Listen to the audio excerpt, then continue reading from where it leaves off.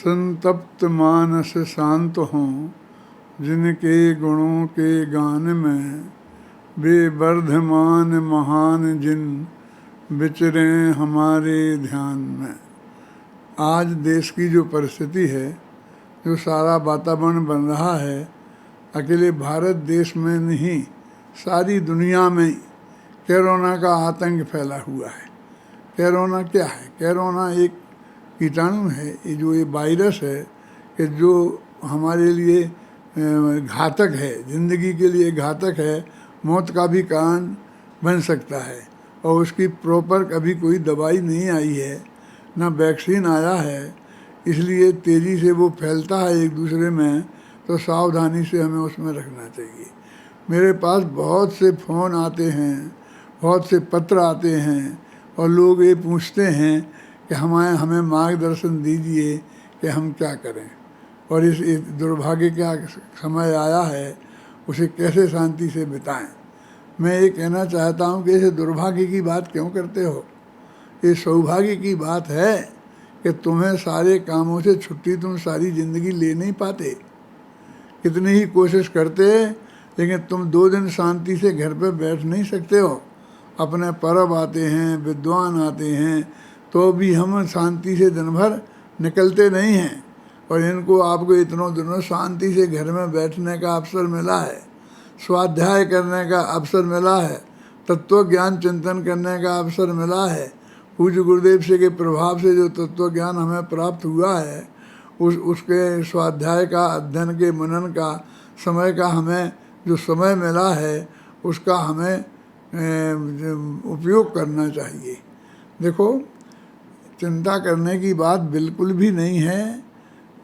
जैनियों का जीवन इतना शुद्ध और सात्विक है, शुद्ध शाकाहारी है, सदाचारी है, उनका खान पान भी पवित्र है, रहन सहन भी पवित्र है, इसलिए उनको ये कोई बीमारी ज़्यादा परेशान करने वाली नहीं है। ये अभी भी आंकड़े जो आते हैं, उसमें मेरे जैनियों का नाम तो मैंने बहुत कम सुना है। एक आध का कहीं कोई आया हो तो आया हो, लेकिन बाकी कोई नाम ज़्यादा सुनने में नहीं आता है। एक तो कारण ये भी है कि जो गवर्नमेंट ने, मोदी जी ने खासकर जो मार्गदर्शन दिया है, और सारे देश को घर में ही रहो, दूसरे से दूरी बनाए रखो, कम से कम 5-7 फीट दूर रहो, किसी से कोई इन्फेक्शन होने के चांस नहीं रहें, उसको हमारी जैन समाज ने पूरी तरह पालन किया, गवर्नमेंट के हित में भी और अपने व्यक्तिगत हित में भी। अब लोग कहते हैं कि हम परिणामों को कैसे शांत रखें, क्यों हमें बहुत आकुलता होती है। क्यों आकुलता होती है? काहे की आकुलता होती है? इस जगत में जितने भी जीव कोरोना से मर रहे हैं, जो आ रहा है, भारत तो उन सब में पीछे है। बड़े बड़े देशों में बहुत ज़्यादा मर रहे हैं, यहाँ तो इतना ज़्यादा नहीं है, लेकिन इस 1 अरब 30 करोड़ के देश में 1-2 लाख तो रोज़ाना मरते ही रहते हैं। उनमें 100-200 500 1000 यदि पूरे इन 50-25 दिन में मर गए तो क्या गजब हो गया। मैं ये नहीं कहता हूँ कि हमें उसकी चिंता नहीं करना चाहिए, परवाह नहीं करना चाहिए, बिल्कुल पूरी करना चाहिए। और जो भी गवर्नमेंट ने हमें नियम बताए हैं, उनका पूरा पालन हमें करना चाहिए। उसमें कोई ऐसी स्वार्थ की बात नहीं है, उसमें कोई ऐसी राजनीति की बात नहीं है, इसमें कोई बिल्कुल अहिंसक बात है। हम घर में शांति से रहें और किसी भी तरह की कोई दिक्कत हमारे लिए नहीं है। आकुलता बिल्कुल भी नहीं करें, तत्व का चिंतन करें। और हम दोनों पूज्य कांची स्वामी के शिष्य हैं, जिन्होंने हमें बताया कि क्रमबद्ध पर्याय में जो कुछ नक्की है, केवली भगवान के ज्ञान में जो कुछ आया है, वो सब होने वाला है। भगवान महावीर के समूह शरण में यदि राजा शरण्य के प्रश्न करते कि इस समय क्या होगा, तो महावीर भगवान बता सकते थे। हाँ, बता सकते थे। तो बता सकते थे तो इसका मतलब ये तब से ही नक्की है, ये सब पूर्व सुनिश्चित है। यथा समय आया है, यथा समय चला जाएगा। और हम सारे देशों में भारत सुरक्षित है, भारत में अपनी जैन समाज सुरक्षित है, क्योंकि जितने लोगों का भी आचरण है उन सब में जैन समाज का आचरण अत्यधिक पवित्र है। ये उनके जीवन के लिए फायदेमंद है। इसलिए हमको गवर्नमेंट की बात को पूरी तरह मानना चाहिए। मैं तो इतने दिन हो गए अपने घर की मर्यादा के बाहर एक दिन निकला ही नहीं, सीमा के बाहर गया ही नहीं। अरे ये तो अपने हित की बात है और इसमें घबराने की क्या बात है। ये तो तत्व ज्ञान की बात है। आप स्वाध्याय करो, भक्ति करो। ये कोई भक्ति करने के लिए मंदिर में ही जाना जरूरी नहीं है।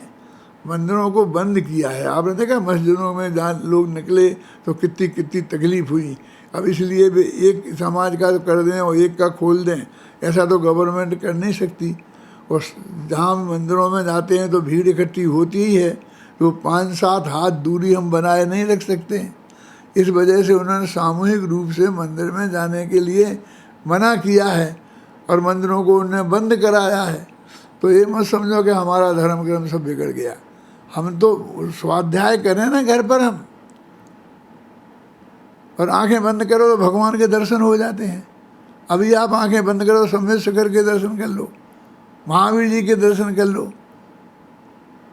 ये मेरे कहने का मतलब ये है, इसमें रंच मात्र भी आकुल व्याकुल होने की ज़रूरत नहीं है। हमारे पास जो तत्व ज्ञान है वो बहुत महान है। उसमें रंच मात्र भी आकुलता करने की ज़रूरत नहीं है। मैं सभी मुमुक्षु भाइयों से, जैन भाइयों से, दिगंबर भाइयों से, श्वेतंबर भाइयों से ये निवेदन करता हूँ कि गवर्नमेंट ने जो भी नियम बताए हैं उनका हम पूरी तरह पालन करें। इसमें हमारी सुरक्षा है और ये जैन समाज पूरी सुरक्षित रहने वाली है। आप बिल्कुल चिंता नहीं करें, शांति से इस समय का जो हमें महाभाग्य से मिला है, इसमें कोई दूसरे का ज़्यादा समागम भी नहीं कर सकता। तो ऐसे में बिल्कुल एकांत साधना का लिए ये सबसे बढ़िया समय है। उस एकांत साधना को हम करें और शांति से अपना समय निकालें। सब बहुत बढ़िया होने वाला है, चिंता की कोई बात नहीं है। और ये ज़्यादा दिनों का काम नहीं है, ये महीना 2 महीने में सब ठीक हो जाएगा। क्योंकि कोई ना कोई वैक्सीन निकल आएगी, कोई ना कोई दवाई निकल आएगी। दवाई निकल आएगी तो वह सब काम ठीक है।